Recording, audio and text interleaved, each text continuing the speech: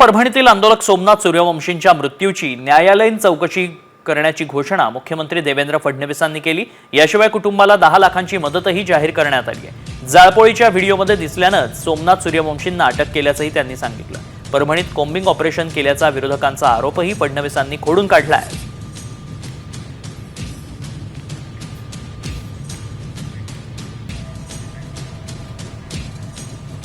6 वाजेनंतर कुठल्याही वस्तीमध्ये कोणीही गेलेलं नाही। 6 वाजेनंतर कोणाला अटक देखील केलेली नाही। त्याच्यामुळे अशा प्रकारचं कॉम्बिंग ऑपरेशन करण्यात आलंय हे काही योग्य नाही किंवा हे वस्तुस्थितीला धरून नाही। आज या ठिकाणी परभणी प्रकरणावर अल्पकालीन सूचनेला माननीय मुख्यमंत्री उत्तर देत असताना ते उत्तर हे काही समाधानकारक नव्हतं। कॉम्बिंग ऑपरेशनच्या संबंधी माझ्याकडे व्हिडिओ फुटेज आहेत, सीसीटीव्हीचे फुटेज आहेत।